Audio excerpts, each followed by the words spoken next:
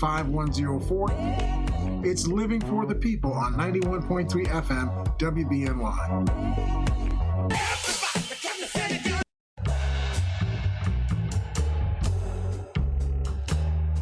All right, here we go. Living for the People. This is L. Nathan here. Welcome you to our broadcast, focused on providing you insight into events shaping our national and regional world and the facts behind those events and policies that are shaping our world for today and for tomorrow. Join us weekly on Mondays, Wednesdays, and Fridays from 9 a.m. to 10 a.m. following Amy Goodman's Democracy Now! Program. And of course, you know our program is live, so you can call and you can join our discussion. We really hope that you will. Our number here again is 716-878-5104. That's 716-878-5104. And of course, we're here with our in-studio audience of one, Norm MacArthur. How you doing there, Norm? Hi, good morning, Mr. Hare. How are you, sir? He left some money out there in the street. He was collecting money, usually just grabbing bunches of it. But he left some out there in the street so he can join us in the program. We thank you, Norm. You had gotten so heavy, with all that cash. I wish I knew where it was. I do too. And of course, we're here with our citizen of the 21st century, Willie H., who does the live streaming of the program. Welcome, Willie. Welcome, everybody, to Living for the People with L. Nathan here. Shout out to our producer, James Braun. Hope you're doing well out there. We'll try to talk to you a little bit later on today. Yeah. So listen, we had left Friday's program talking a bit about this this campaign, I guess is the right way to say it, to try to outlaw mifepristone, a drug that has been approved for 23 years by the Federal Food and Drug Administration. When I say approved, I need for you to understand it went back 4 years earlier than that, to the year 2000.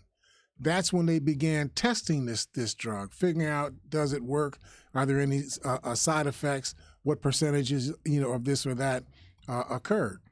And over that 4-year period, they actually gave the drug more room to operate, where it can be applied rather than less. But this is over a 4-year period. The drug was approved in 2004.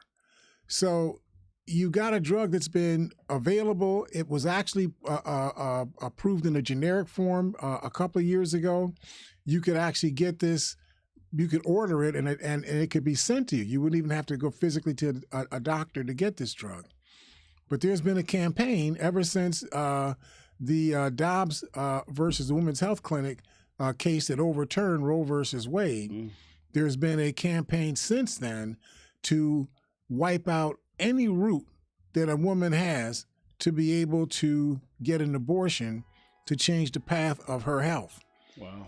Now, I understand this is a hard conversation for me. Mm-hmm. I was raised Catholic. Okay. There's nothing you're ever going to be able to do to me that's going to erase the Catholic that's inside of me. I mean, I haven't been a practicing Catholic for 40 years. I'm a Christian, and I joined a church that I felt was rooted in the Bible. The Catholic Church seemed to be rooted in the catechism and, other external sources. But being raised Catholic, it's just inside of me. You can't pry it out of me, right? To me, when the egg was running around, in the woman's, wherever it is, uterus, looking for a sperm, and a sperm showed up. Hey, hi, I'm Jane. Yep, I'm John. Jane and John got together. Life was on. The match was struck. That's the way I look at it. Right. But I also look at it from the perspective that this is not a science position. I don't have any science to prove to you one way or the other because, I asked Willie, could he interview a couple of these sperms for me? And let me know what their thoughts were, what their science was. How can I do that? He couldn't get it done. I don't know how to do that. I went to Norm, and Norm said, that's populist. I don't do stuff like that. Right?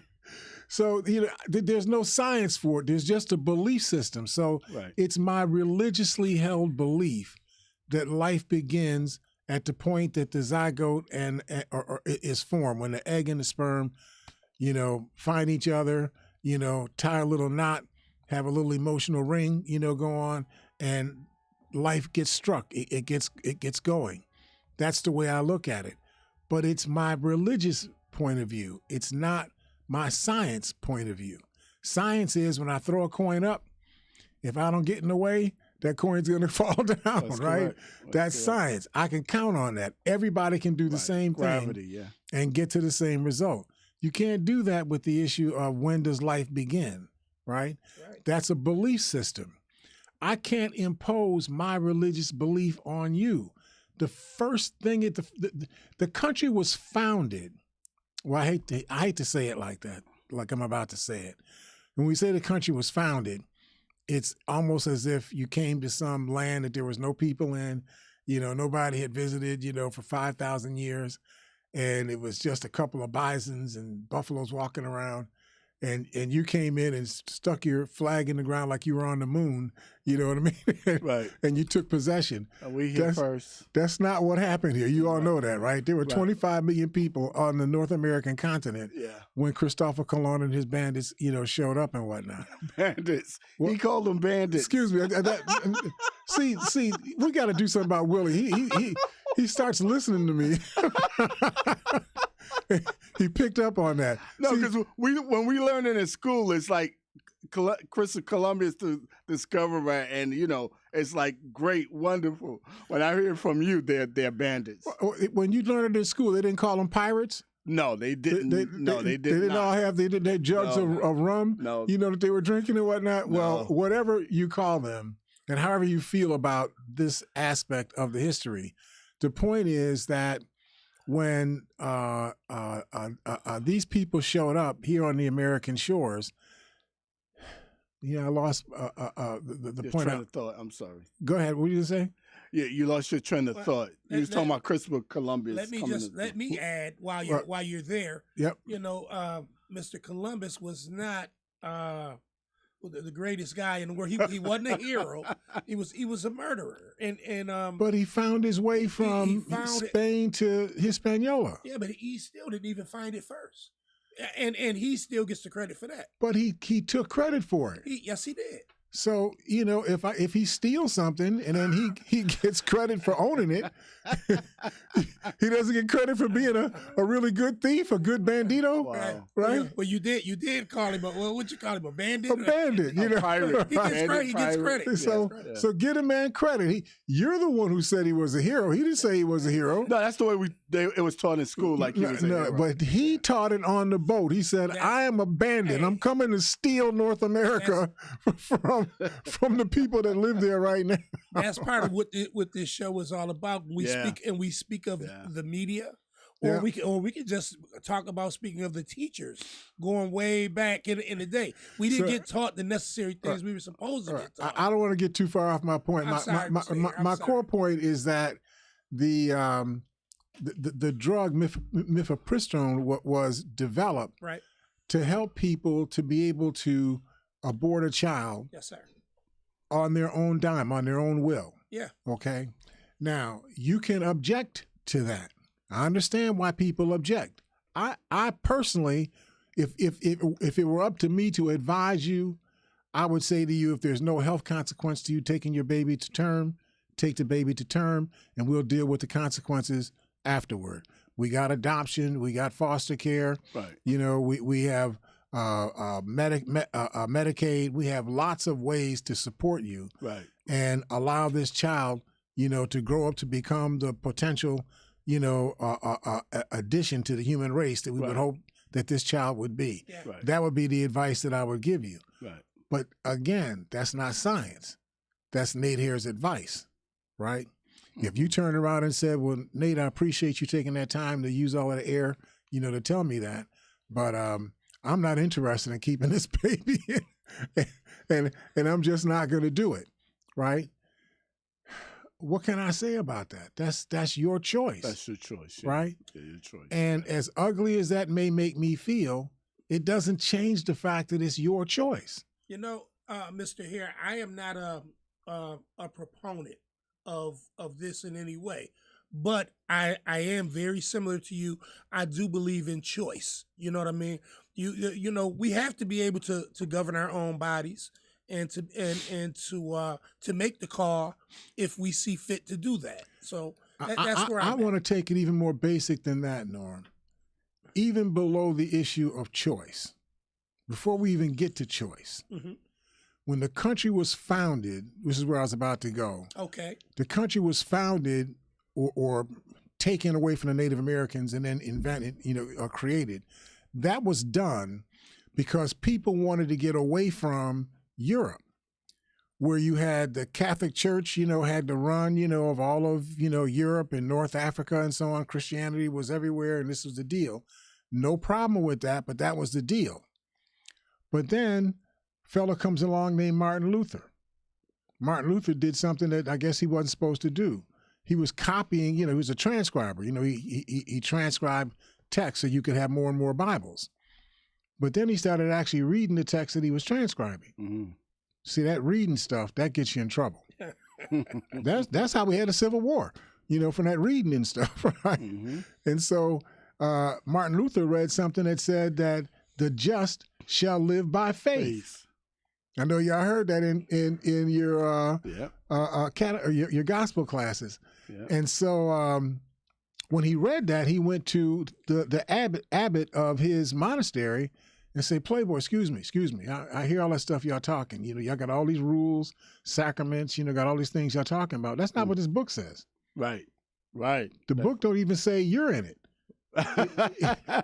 It doesn't even say we need to talk to you at all. Right. The book says that the just shall live by faith. And it's by faith that a man, the rest of that scripture. Right. And so if the just shall live by faith, and faith is a gift that you receive from the Creator, right, then your role is only as a priest is to teach, to guide, right, to coach, to help people to be able to walk in the pathway that God has laid out for them. That's your job as a priest. You're preaching this morning, Mr. Hill. You know what I'm saying? You're preaching. Right? But your job isn't to forgive me. You're a priest. Yeah. There's nothing in the book that says you get to forgive me. That's correct. There's only one player that gets to forgive me. Right. And that's the one God. That's right. And the one God is defined in the text as the Word of God. In fact, when you say Jesus Christ, now I'm really preaching. Right.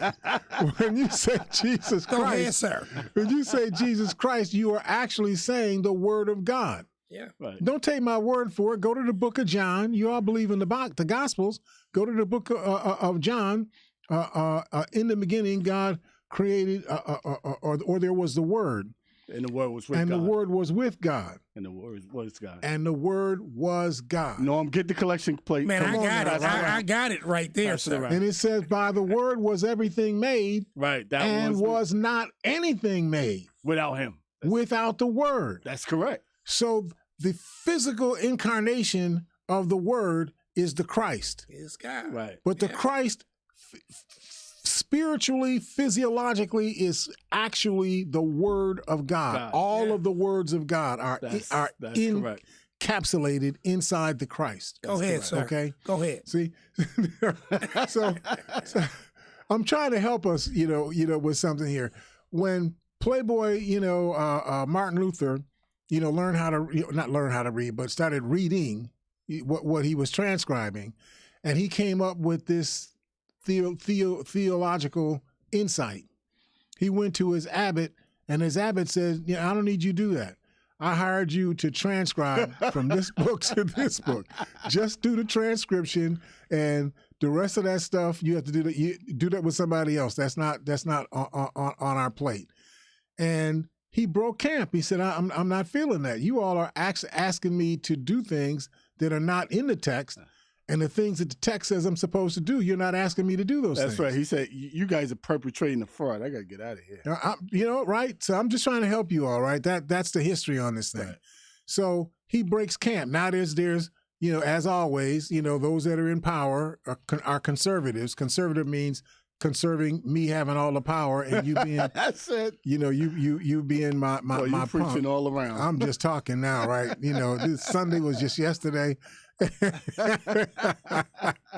But you feel what I'm saying, right? I do feel it. And so these people wanted religious freedom. They wanted the ability to be able to believe as they believe. So you had Calvinists showed up, Lutherans showed up, Methodists showed up, Baptists showed up. England decided that, I want to be able to have divorce. I want my kings to be able to divorce women and marry women that had been divorced. All kind of stuff that the Bible says you ain't supposed to do. So they said, well, we're going to have a church for stuff that people aren't supposed to do. We're going to call it the Anglican Church, right? And so they made an Anglican Church. So all of these people are in conflict with each other. The Protestants, what does that word mean? Protesters. So the protesters got on boats, or however they got here. Maybe they used some SST transport planes or whatever they got here. They showed up in North America. They came in, the very first thing they said they wanted done when they broke camp from England and the Dutch. The very first thing, don't take my word for it, read the text. The very first thing they talk about in the Constitution is religious freedom. Right. And the second thing they talk about is being able to run my mouth. So you can't tell me to shut up. Right. I know you might feel like it, but you gotta work with me, okay? Mm-hmm. You can't tell me that I can't speak. But even before you tell me I can't speak, you can't tell me that I have to believe what you believe. I get to believe whatever it is that I choose to believe. That's right. Right. Right? Right. That's how we got here in the first place. Mm-hmm. Now, you need to understand, if you are invented for a purpose to be a particular thing, and over time you get jaded, start feeling real good about yourself, and you start walking away from what it was you were invented to be, guess what you will be 10, 15, 20, 30 years from now? You'll be something that you don't even recognize. You will no longer be what you had invented yourself to be. Completely different. Right? Completely different. So don't blow it off. Oh yeah, but we're in power. We can have what we want. No, you can't have it like that. You invented this place to be something that, if it's not this something, it becomes a thing that becomes more recognizable in these countries that are in crisis all over the world. Look what happens in Iran, right? Now, these people are extremely educated. In fact, half of them are educated here in the United States. This is not a question of education. It's not a question of inability to manage resources, to manage technology and all of that stuff. Their issues are rigid religious beliefs that don't tolerate other beliefs than their own. That's how they end up being imprisoned in thought processes that actually have you assassinate yourself, right? That's what's going to happen to the United States. No, excuse me, I said that wrong. That's what happening.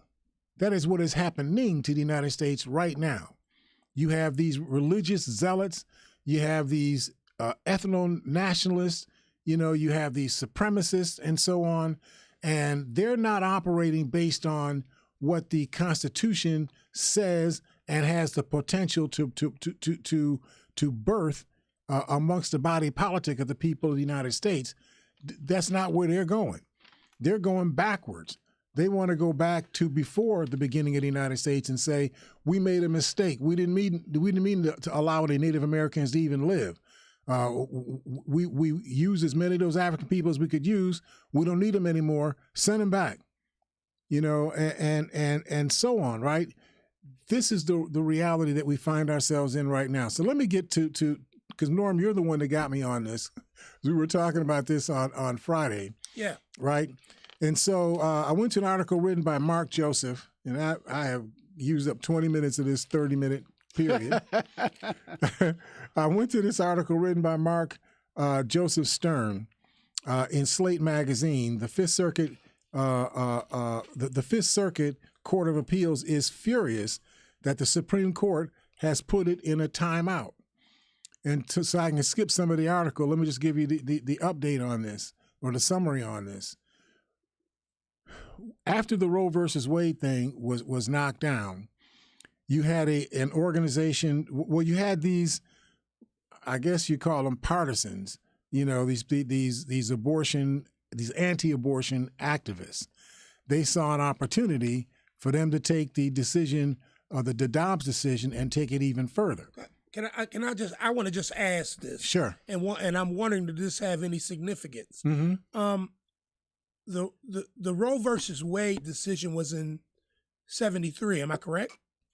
Right. That was Roe versus Wade. The decision to change it was this past year. I think it was in August of 2022. Okay, I was just bringing up where we are now. We're exactly 50 years later. Yep. So I'm wondering, is there any relevance on that, on the strength of the time frame? It's more of a metaphysical thing, See, people like Norm, they look at, a lot like Willie, they look at things that connect with each other and say, "Oh, there's some magical connection here." Right? No, it was just something, It's like that commercial. It's magically delicious, so, but the Fifth Circuit entertained a petition, a lawsuit by a who are they? This is the American. Oh goodness gracious! I wanted to make sure I had this company's name correctly. Yep. Okay. All right. So my text is arguing with me and isn't giving me the name that I was looking for, but it'll come to me in just a bit. The point is that this organization, the American Health Alliance, was formed in Amarillo, Texas. It was formed in Amarillo, Texas, because it meant that if you sued the federal government, that case would have to be heard in a federal district court. And Amarillo is in the fifth federal district, right? Okay. So they steered it there because you had a judge named Kaczmarek. I think his name is Matthew Kaczmarek, and he's a strident anti-abortion person. Now, you really should not be allowed to be a judge if you already have staked out things that you're going to say, I'm for this and I'm against that. Because when you're at that point, you're already facing opposition of people going against you. So you already have in your mindset. And what does the word judge mean? It means that you're evaluating pros and cons as to whether something should be viewed one way or viewed another way. Exactly. Yeah. Right? Yeah. So that's what judges do, but you can't do that if you already got fixed positions, predestined ideas, and all you're doing is just judging to give a reason why you believe what you believe. You're not really assessing. And if you're already leaning that way, then that's incorrect.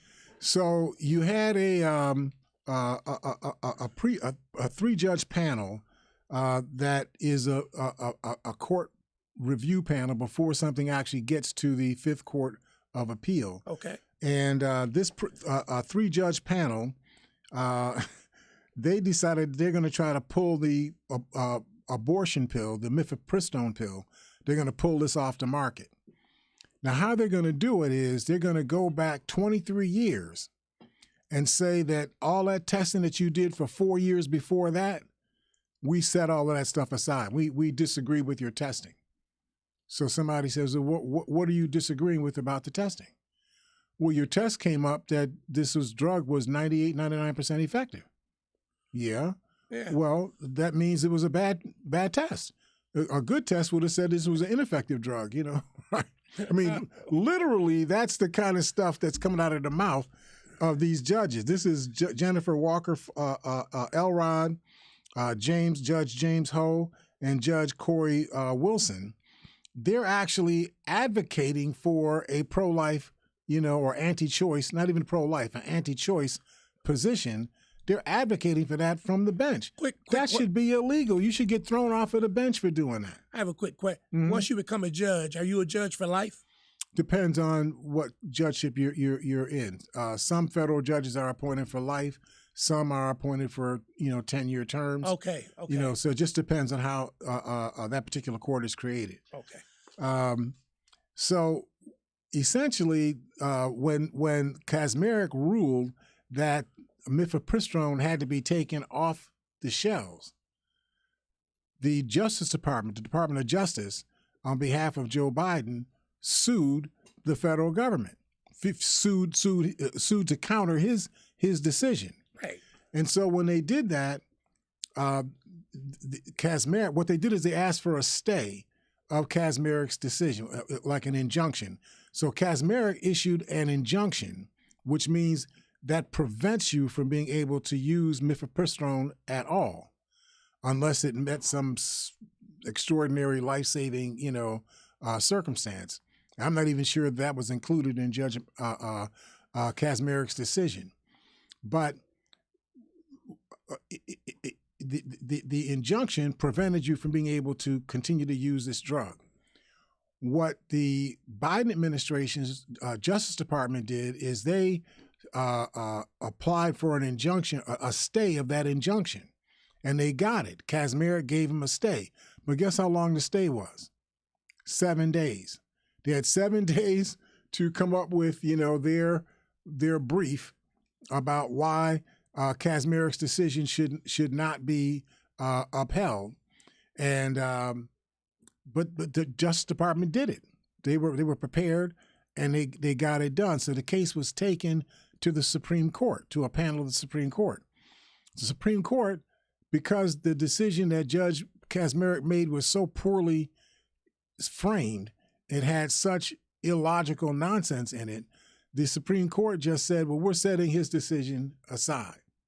So they can do that. They, rather than say that your decision was insane and that you should be in jail for making a decision like that, rather than saying that, they said, we'll just set his decision aside. They have the authority to do that. So that left mifepristone today still intact. Okay. But I think there's a ruling coming up by the end of this month where this case is going to be heard again. I think it's that soon by the Supreme Court. And they could decide that we have other magic reasons why you should not be able to use mifepristone.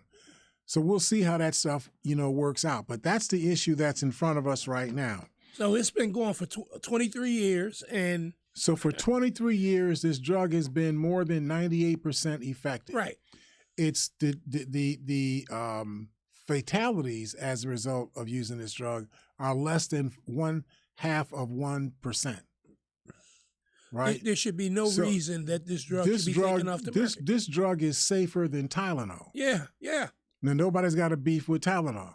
The problem here, for those that are just into this thing from a religious zealotry point of view, the problem here is you can't run a Food and Drug Administration if somebody who just wants to kick your drug out and put their drug in its place can come in and just say, well, the testing that you did 64 years ago, we disagree with that testing, and you shouldn't have approved this drug based on the testing that you did. You got to take it back down to ground zero, start testing for another 64 years, and then we'll see what the drug looks like, 64 years from now. You can't do that, okay? The FDA was invented to be the federal government's instrument to test drugs to determine whether or not the drugs are safe enough, not whether or not they're the best drug on the market to do whatever it is this drug is intended to do. Is the drug safe enough to be put into the bodies of American human beings? Period. That's what it's supposed to do, and that's what the FDA has done. When Kaczmarek and Judge Elrod, Ho, and Wilson, when they gave their reasons for why they want to stop the use of mifepristone, they couldn't give any clinical reasons because they don't have any clinical reasons. Mr. Here, I just want to ask this. I know we're coming close to the break, but number one, I know we're going against the Food and Drug Administration, against Big Pharma, every aspect of money-making aspects of what the government is used to doing. Now they're going against this, and I'm really not getting it. You know how we talk about they do different things that fight against themselves in order. I'm wondering what this is for. What the reason is. It's taking money out of their pockets. Right, but this is not something that's a duel between different pharmaceutical companies. Danco is the pharmaceutical company that created something called Mifeprex, which is the brand name of this drug. But it's not dueling different. Not that, but how much money is lost in business is what I'm saying. Think about this. If there are millions of these abortion pills given to people every year, if it was just $1 a pill, you'd probably be talking about 3 or 4 million, of these pills being delivered every single year. So, and I don't know how many times people get pregnant in the same year. It's just, it's way off the charts. Yeah. But the core that we need to be focused on, in my mind, is process. If you don't have a process that you can rely on to determine whether or not your water is safe, whether or not devices that are being used, being bought by people for exercise equipment, to be ovens or whatever it is, that those things are safe, that your drugs are safe and so on. If you don't have a process, then you can't make anything work inside your country. You turn the whole country into a pirate country where everybody's just doing whatever they want to do with no controls on it. If there was something wrong with the testing that was done to put mifepristone on the market, then that should be articulated and that should be challenged. If something was wrong, then fix it, right? But that's not what's going on here. What's going on here is these people have a religious objection to your ability to end a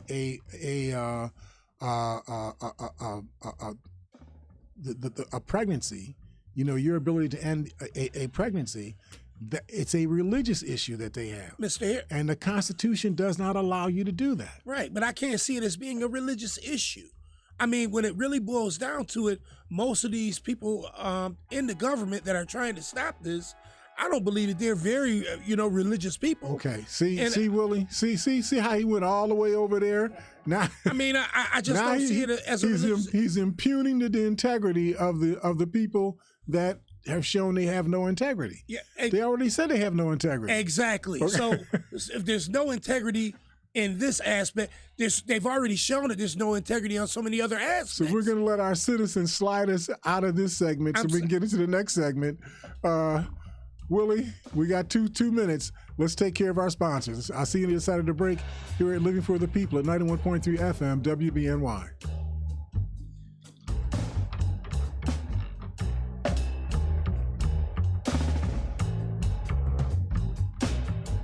Protect his home and family from disaster, Steve used courage, wisdom, and his camera phone. That should do it. Way to go, Steve! By simply taking digital pictures of his family's important documents, Steve can always have them stored safely online, no matter when disaster strikes. Learn other simple ways to protect your home and family before a natural disaster at ready.gov. That's ready.gov. A message from FEMA and the Ad Council. 91.3 FM WBNY is proud to present Democracy Now! With Amy Goodman. Welcome to Democracy Now! Award-winning investigative journalism. Is the NRA imploding? Providing relevant analysis that makes you think. Secret State Department documents, including evidence of U.S. war crimes. Fact-finding reports you will not hear elsewhere. Democracy Now! Airs Monday through Friday, 8 a.m. on 91.3 FM, WBNY, Buffalo. Ready for radio that's challenging, innovative, and encouraging? Tune in, Living for the People. This is L. Nathan Hare. Join me right here, 91.3 FM WBNY. Mondays, Wednesdays, and Fridays at 9 a.m. after Amy Goodman's Democracy Now! We'll provide objective analysis regarding current issues. Call 878-5104. It's Living for the People on 91.3 FM WBNY.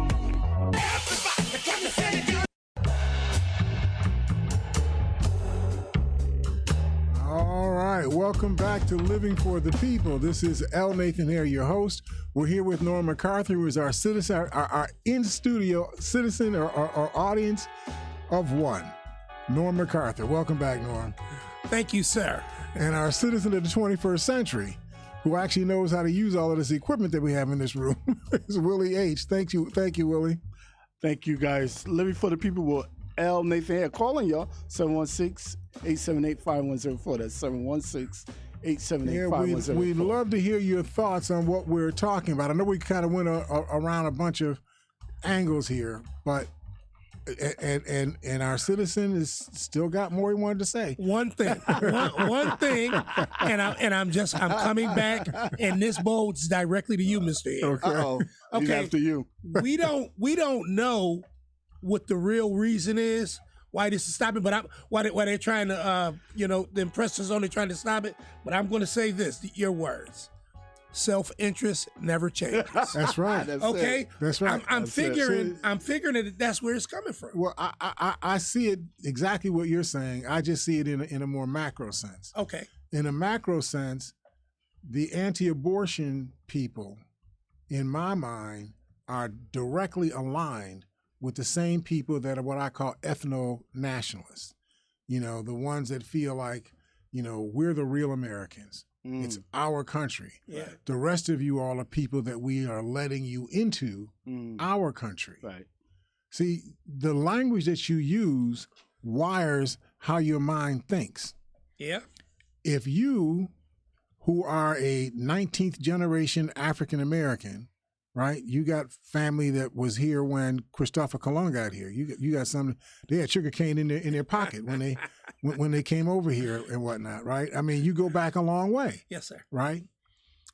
And if you are talking to somebody and they refer to the United States as our country and refer to you as somebody who they are allowing into our country, how does that wire your mind about how you think about the country? Yeah. You've been here for 19 generations and you're still somebody else. You're an other. Yeah, that doesn't make sense. We are a melting pot, and we have so many different people that categorize or feel that this is their country, depending on how long they've been here. There's a fellow, his name is Luis Zano or something like that. He's been doing this program on Hispanic heritage in the United States for the past 5 or 6 weeks on Sundays. And he said something profound. I mean, we've talked about this a number of times. He says that you all talk about Texas and New Mexico and California as if it's the United States. But my great-grandparents lived in Texas, lived in Mexico, lived in Arizona, lived in California, and it was called Mexico. Now, the fact that you took chunks of Mexico away That's right. and made it a part of the United States doesn't make me an other. You're the other, not me. Yeah, well, I've been here since the conquistadors, were first thinking about building a boat to get over here. I was already here, okay? And I'm not saying that because I want to fight another Revolutionary War to put California back into the hands of the Mexicans. I'm just saying that we have to check our biases at the door. Be clear about what it is you're allowing to be spoken inside your head. Right. Because if you allow people to say things that are fundamentally wrong, but you allow those things to become resident thoughts inside your head, they then drive the rest of your thoughts. So all of your thoughts are going to be twisted and corrupted by the first corrupt thought that you have in your head. The idea that that Nate Hare is an other. I mean, my great-great-great-grandfather came here from the Obi people in Nigeria. They were builders. They were engineers. They knew how to read and write. Wow. They couldn't read and write English.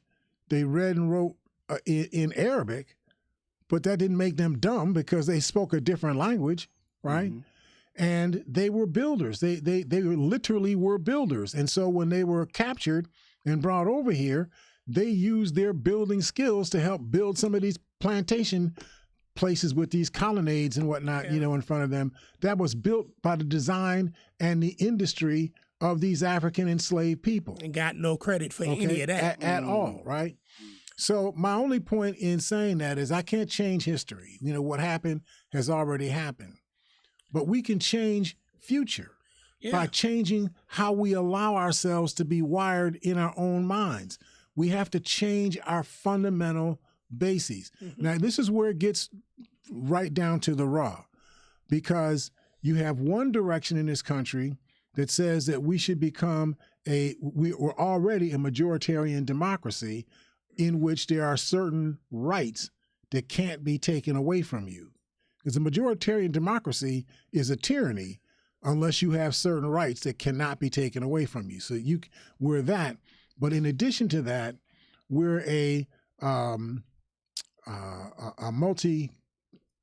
multicultural nation, and that's our norm. It's our norm to be a multicultural, multiracial, multinational type of people. Exactly. That's our norm. Yeah. Everybody has their norm. So we got our norm. Right. We got our norm. That lives on normal. We got the Swedish norm that people. Lives on normal. Right. You got the Swedish people. They got Swedish people. Polish people got Polish people. Right. In the United States, we don't have a single type of person. In the United States, we just have Americans. That goes back to what we were just talking about, being multicultural. And having different people from different destinations, different areas, everyone might have the depiction that this is their place. They've been here because, they've been here a while, so they called it theirs. And being multicultural, that's the way that everybody, I think in particular, would look at it. See, so that's why it's important for you to elect leaders who understand and are adamantly committed to pursuing the ideals that the country was invented to be. Otherwise, you end up electing leaders who simply use the power of their office to facilitate the aims of other people who are not elected leaders, but they are political leaders, they're community, leaders, or they're business leaders, and so on. And you begin to distort your country from living the principles that your country was invented to incubate and to build on. Yeah. You start to lose your traction, and so that's what's happening here, right? So I see the anti-abortion people being aligned with these ethno-nationalists and other kind of folks, and why they're aligned is because at the end of the day, these people represent a caste of folks who think that they're the us's and everybody else is others. And they're doing you a favor to let you walk around in their country because they're the us's and you're the others. Yeah. And that's the thought, that what I call that's the runaway thought, the destructive thought that's inside your head that's being pushed by your Donald Trump type people, your Paul Gosar type people, your Marjorie Taylor Greene type people, and so on, the Matthew Gaetz type people. That's what's being pushed by them. And you have to push back on that. And that's going to be troubling because you might not have a dog in the fight, or you might not think you have a dog in the fight, right? I mean, obviously, anybody who is not European American is a person who could be targeted as an other. So you got a dog in the fight. But if you're a European descended American, you might not feel you have a dog in the fight. They're not trying to do anything to you. They're not calling you another. You still have your rights and so on. But you have to understand, as we talked about in that poem that I read to you, some years ago from that German priest. They came for the gypsies. Oh yeah, I didn't react. I was just thinking that process. You know what I'm saying, right? Yeah. They came for those dark people over there. I didn't react. They came for those handicapped people over there. I didn't react.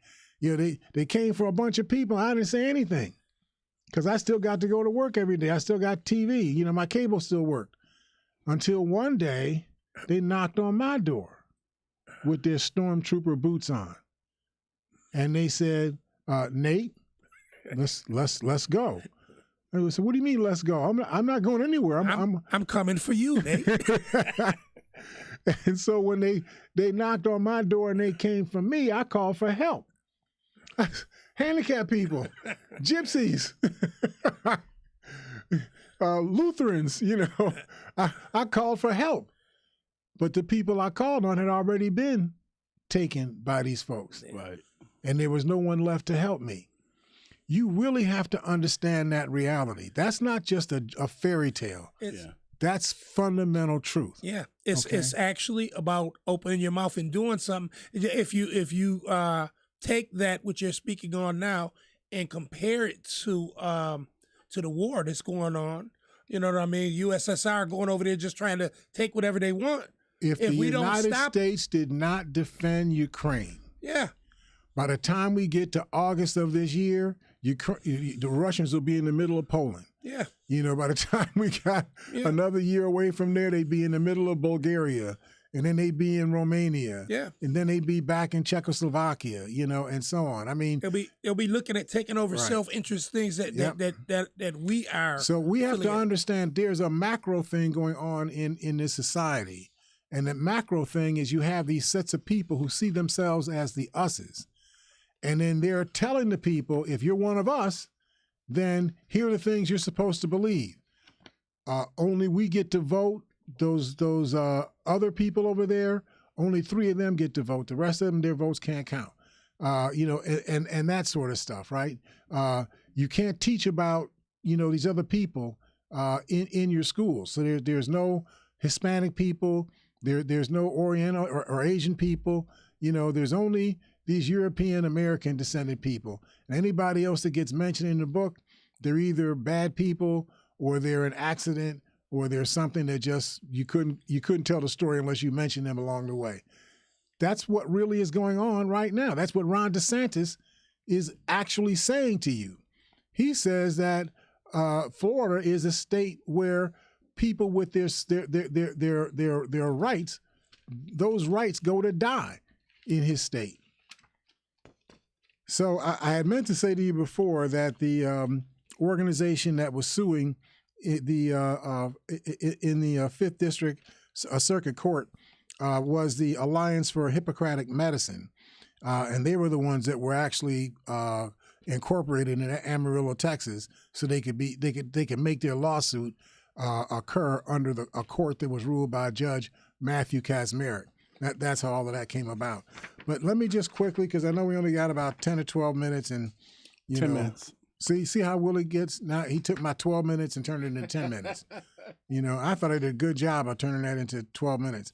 I went to an article written by Laurel Stella or Stell. This was in an article called, or in a website called The Cool Down.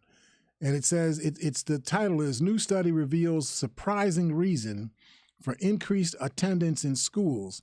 And this study draws a really clear line. Now, this is an interesting study. According to it, electric school buses, along with others that burn cleaner fuel or less fossil fuels, have a positive impact on students' health that they actually increase students' attendance in school.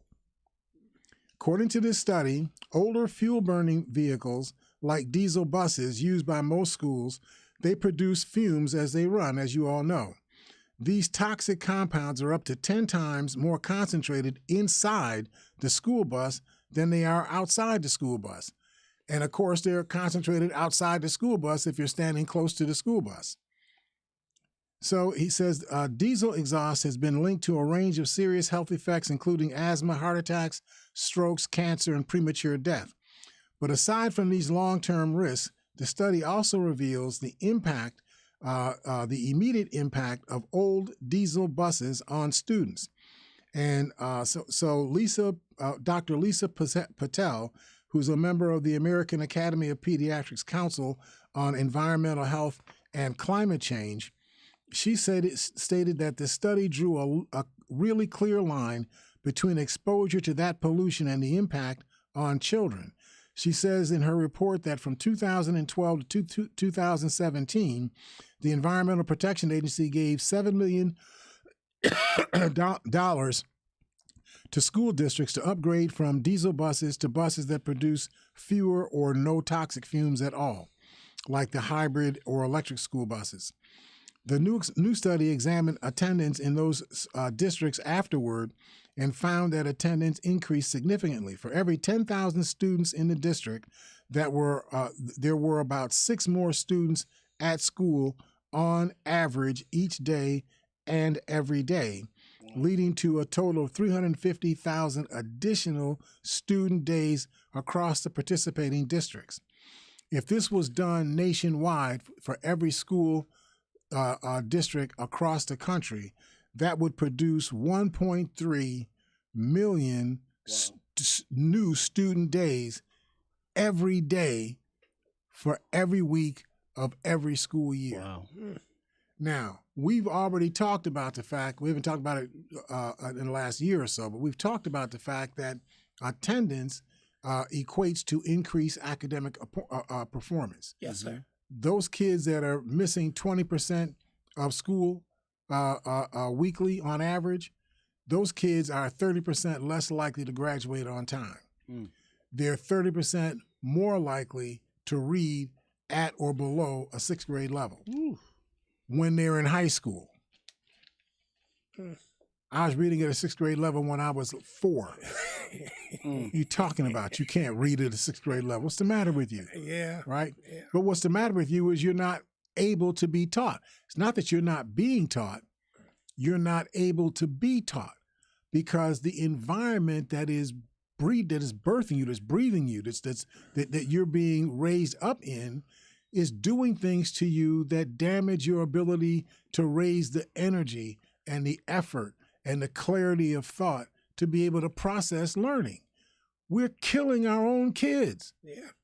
Yeah. I don't understand this. What magic do you need to hear for you to understand that that's what's going on? So this study shows that I realize it's expensive. Don't misunderstand me. I'm not Pollyannish. Okay, this is going to cost money. My position is you got to spend the money. I agree. I agree. You can't just say to me, "Well, this is going to be expensive." Yeah. Well, it's expensive to stay alive. It costs money to eat. It costs $20,000 a year to raise a human being from year one to year 2. It costs money. Yeah. Well, if you want to have human beings, you got to spend the money. It's just that simple. All this whining about it costs a lot of money is just, we need to set that conversation aside. You need to only focus on what's effective. If something is effective, you do it because it gives you greater positive outcomes. And those greater positive outcomes then become the norm. Being positive, having positive growth in the speed and the accuracy of your learning becomes normal over a 10 or 20 year period. So you start seeing a quantum change in how students comport themselves, how they see themselves, how they understand themselves, their perception of their own capability. And when you have that, you have a different society, right? Yeah. I mean, we would be a much better people if we did this. These people are killing us, and they're telling us that they're killing us, and they're telling us, and we're killing you. And you know why we're killing you? Because we're not willing to spend another dollar on you. Why even bother to be a country if we're not going to use each other to help each other do those things collectively that clearly cannot be done effectively if they had to be done individually? That's why we're a country in the first place. That's right. See, but we're not teaching that. We have these. Don't let me go. I started to go down another road. Okay, let me be polite again. So Joe Biden backs this change. He recently passed a bipartisan infrastructure deal that includes $5 billion earmarked for districts that want to upgrade their school bus fleets over the next 5 years. A qualifying district can claim up to $375,000 for bus upgrades and up to another $20,000 per vehicle to install charging infrastructure on your buses. Because one of the things with this electric bus stuff, I mean, it's nice for you to talk about that, but if you don't have any place to plug in, what good does it do you to have an electric, electric bus, right? That's right. And so they noted that the EPA has released new guidelines regarding air pollution. By 2032, the EPA will require organizations that use what they call vocational vehicles, including school buses, to decrease the amount of air pollution that they're producing per mile. The reality is we should have done this 20 or 30 years ago. We have already known how to do this. Should have been done this. If it costs $10 or $15 billion, and that means I got to raise my tax rate by another 0.5%, well, then I just got to raise my tax rate by another 0.5%. These are my kids. These are your kids. This is your wife. These are your daughters, right? You can't tell me you're not willing to spend money to give the best quality life you can for your own people. It's the most important thing that we can do as a people is to educate our children and make it easy and better. Absolutely, Norm. I mean, why bother to make the money in the first place if you're not going to use it, to help your own people? Right? I looked at another article. I know we got about 4 minutes. 3 minutes. See, here you go again, stealing again. This was an article written by David Edwards. This is on what I call Jim Jordan's Kangaroo Court. I don't know if you all remember Jim Gordon in the so-called weaponizing government investigation. He was the one in the Donald Trump, investigation that was always the auditing the IRS, right? And he's the one that was always coming up with some strange, crazy reason why something that was being raised up in the Mueller report or something being raised up by the January 6th insurrection investigation committee, why that was all wrong and whatnot. No, this was just a picnic they were having, at the Capitol building, and that sort of stuff. Well, the Republicans got control of the House of Representatives, and they decided to use the House to do to Democrats what they felt Democrats had done to the Republicans. Of course, the Democrats were investigating something that really happened, the January 6th insurrection that tried to perform a coup in the Capitol building on January 6th, 2021. That actually happened. But Jim Jordan and the Republicans, they said, we're going to have an investigation on how you're weaponizing government against us conservative Republicans. So in this hearing on government, it got chaotic after Republicans refused to turn over witness testimony. In all my years that I've known and worked with and studied these congressional proceedings, it has always been that both parties get the same evidentiary information. If you have information that applies to either the pro or against something that you think should or should not have happened, you have to give that same information to the other party, right? So that everybody has the same information. But Jim Jordan said, nope, not doing that. I got 3 witnesses that are going to testify, but you all can't get a copy of their testimony. So, well, what's her name? Nancy Wasserman says, well, why can't I get a copy? Because I said you can't. These are whistleblowers. She says, they're not whistleblowers. Yes, they are. She said the departments that these people worked in actually did an analysis as to whether or not these people were whistleblowers, and they're not whistleblowers. 2 of these people got fired before they even started doing this testimony. So if they're fired, they're no longer working for the department. If they're not working for the department, they can't be whistleblowing for the department. That's right. Now, if they want to go and testify to you about whatever they want to testify, they can do that, but they can't testify as whistleblowers, right? Jim Jordan says, no, I don't care. We say they're whistleblowers. The law says they're whistleblowers. Right? This is the kind of craziness that I said Nancy. I meant Debbie Wasserman Schultz. So the last thing I wanted to run in this thing. Do we have just 1 minute? Fill-in host Charles Blow, who's a Republican former National Committee chair. He was hosting Michael Steele. Dropped a hammer on Jim Jordan's latest FBI weaponization hearing. He said that the Ohio Republican is inadvertently making the case that the real problems not lie within the years Donald Trump was president and the DOJ was his. I can't tell you all of this stuff. I want to just give you the basic rundown on this.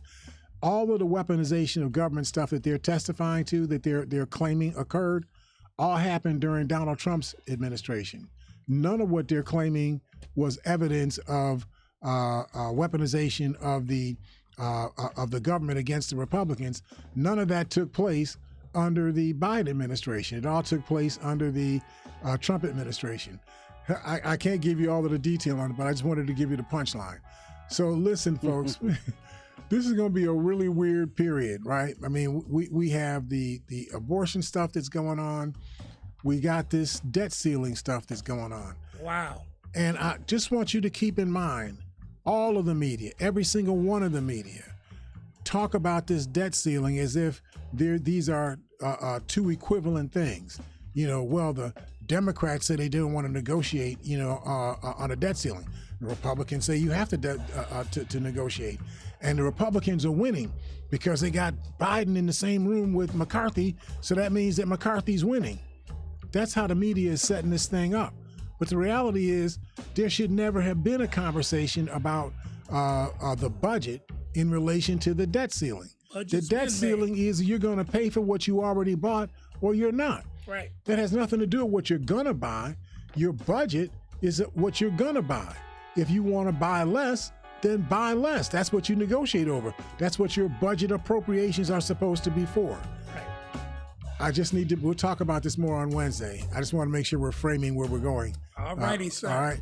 So thank you all for listening to us and supporting us. Please start to call in. We need to hear from you. 716-878-5104. That's 716-878-5104. Call in, bro. Look forward to talking to you all on Wednesday here at Living for the People at 91.3 FM WBNY. See you all then.